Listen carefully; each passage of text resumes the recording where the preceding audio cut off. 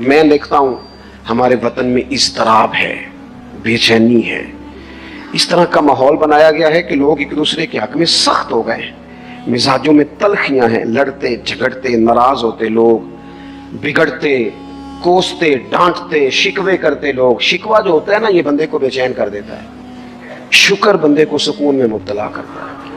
شکوے آزمائشیں اپنے دلوں میں وسعت لائیں، ایک دوسرے کو اصلاح کی طرف لائیں، ایک دوسرے کو پیغام دیں، ایک دوسرے کی تربیت کریں، تھوڑا سا حوصلہ، تھوڑا سا صبر، تھوڑی سی گنجائش اپنی طبیعتوں میں پیدا کریں۔ اپنے بچوں پر سب سے زیادہ نگرانی یہ کریں کہ ان کا اخلاقی معیار کیا ہے۔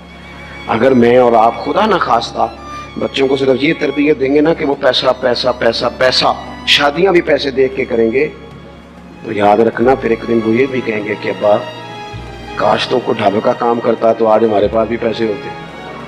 پھر باپ سے بھی پیسوں کا ہی مطالبہ ہوگا، پھر لوگ ماں باپ بھی پیسوں کے لیے چھوڑ کے چلے جاتے ہیں۔ پھر جب آپ نے تربیت جس چیز کی تھی تو نتیجہ بھی تو وہی برآمد ہوگا۔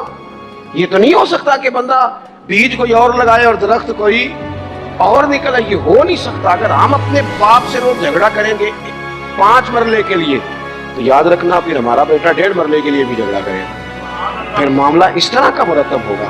ایک دوسرے کو اخلاقی پیغام دینا ضروری ہے۔ آخری بات آپ کی خدمت میں عرض کرنی ہے، اور یہ میری خواہش ہے کہ آپ اس پر زیادہ توجہ کریں گے انشاءاللہ۔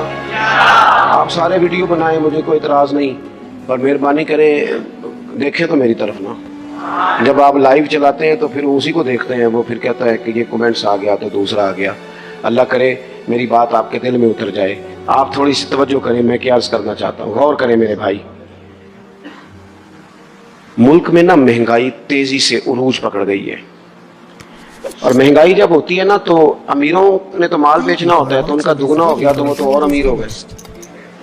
غریبوں کے لیے مشکلات بڑھ گئی، جو طبقات بیچارے تنخواہ دار تھے، کمزور تھے، میری طرف دیکھیں جناب، وہ اور کمزور ہو گئے۔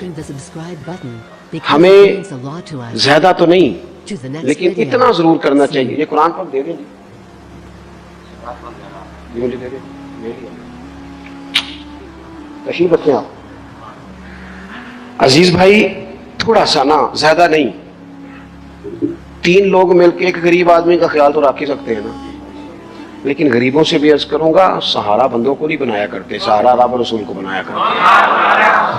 کسی سے تھوڑی سی مدد لینا تو ٹھیک ہے، چلو آگے جانے کے لیے تھوڑا سا سہارا لے لیں کہ اب مشکل ہے تو یہ کراس نہیں ہو رہا رستہ، تھوڑا سا سہارا تو لے لیں۔ لیکن جو لوگ مستقل سہاروں پہ آ جاتے ہیں ان کا تو پھر اپنی طاقت ہی ساری ختم ہو جاتی ہے۔ گردن کو جھکا دیتا ہے خیرات کا پتھر، جہاں میں مانگنے والوں کے سر کبھی اونچے نہیں ہوتے۔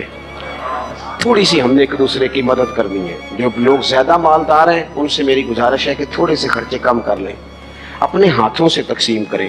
یہ چھوڑ دیں کہ وہ میرے چچا کے جو بیٹے ہیں وہ میرے ساتھ اچھا سلوک نہیں کرتے، وہ فلانے ہیں، وہ ان کا سلوک اگر وہ کریں گے تو اللہ سے اجر لیں گے۔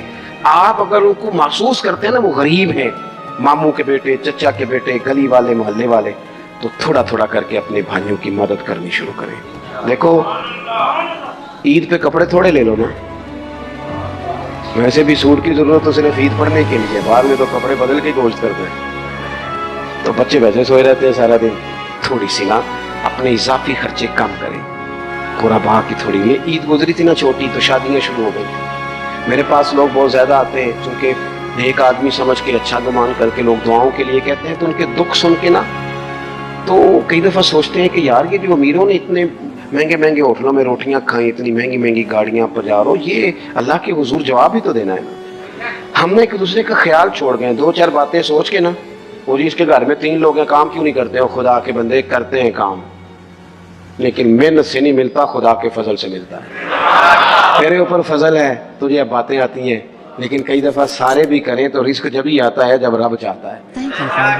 ایک تو وہ لوگ ہیں جو ہاتھ پھیلا کے مانگ لیتے ہیں، ایک سفید پوش ہوتے ہیں، لا یسألون الناس الحافا، جو لپٹ لپٹ کے سوال نہیں کر سکتے۔ ان کو دیکھیں، بالخصوص اپنے بہن بھائیوں میں، قریبی رشتہ داروں میں، پڑوسیوں میں تھوڑی تھوڑی لوگوں کی مدد کریں، اور اپنے خرچے بتدریج کم کریں۔ خواہش تو بچوں کی طرح ہوتی ہے، ایک خواہش پوری کریں تو دوسری پیدا ہو جاتی ہے۔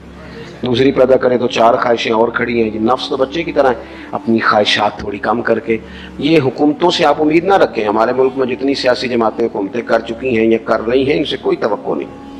یہ بیچارے تو اپنے جھگڑوں سے باہر نہیں آتے. انہیں کیا خبر کہ غریب کہاں بستا ہے. جب تک بندہ وہاں سے ہو کے نہیں نا گزرتا جو اصل جگہ ہے. تمہیں یہ جو تم اے سی والے کمروں میں بیٹھ کے اور جناب نیسلے کی بوتلیں رکھ کے پریس کانفرنس کرتے ہو, تمہیں کیا پتا ہو, تمہیں کیا خبر ہو کہ بچوں کی فیس دینی ہو تو بوڑھے ماں باپ پہ کیا گزرتی ہے. تمہیں کیا خبر ہو کہ عید آ گئی ہے تو بوڑھے کس طرح مشورے کر رہے ہیں کہ اگر عید کر کپڑے نہ کر لے تو سس گلا کرے گی. تمہیں کیا خبر ہو کہ کچھ غریب ایسے بھی ہیں جو بیچارے رات کو مشورہ کرتے ہیں کہ صبح ناشتے میں گھی کہاں سے لانا ہے. بچوں کے پراٹھوں کے لیے تو گھی بھی نہیں ہے. گندم امیر شہر کی ہوتی رہی خراب, اور بچی کسی فقیر کی فاقے سے مر گئی. خدا را مہربانی کرے, گنجائش پیدا کرے. بندہ کبھی بھی جیب کا سخی نہیں ہوتا. بخاری شریف میں پورا باب ہے کہ بندہ غنی دل کا ہوتا ہے. اپنے دل کا غنا اپنے اندر لائیں. جب آپ کا دل سخی ہو جائے گا ساری چیزیں ٹھیک ہو جائیں گی. اللہ تعالیٰ مجھے اور آپ کو توفیق عمل عطا فرمائے. پروگرام آگے چلے گا جی. اللہم صلی علی سیدنا و مولانا محمد معدن الجود والکرم وآلہ وبارک وسلم. اللہ ہماری حاضری کو قبولیت کا درجہ عطا فرما, ہمارے گناہوں کو معاف فرما, ہماری غلطیوں سے درگزر فرما, علم نافع عمل صالح کی توفیق عطا فرما. اللہ بیماروں کو شفا دے دے, مقروضوں کو قرضوں سے رہا کر دے, تنگ دستوں کو وسعت رزق دے دے, بے اولادوں کو صاحب اولاد کر دے, اولاد والوں کی اولاد کو فرما بردار بنا دے. اس مسجد کو, حاضرین کو, مہمانوں کو, بندوبست کرنے والوں کو, سب کو بہترین صلہ عطا فرما. اللہ تعالی ہمارا خاتمہ ایمان پہ فرما, دنیا اور آخرت میں ہماری پردہ پوشی فرما, امت کی خیر فرما. پاکستان میں نظام مصطفیٰ صلی اللہ علیہ وسلم کا سویرا طلوع فرما. اللہم ربی اغفر وارحم وانت خیر الراحمین وصلی اللہ تعالی علی حبیبہ محمد. آپ حضرات نا مسجد کا تقدس خیال رکھیں گے, مجھے جانے دیں گے. مجھے ہاتھ لگا کے آپ کو کچھ بھی نہیں ملے. To the next video. See you.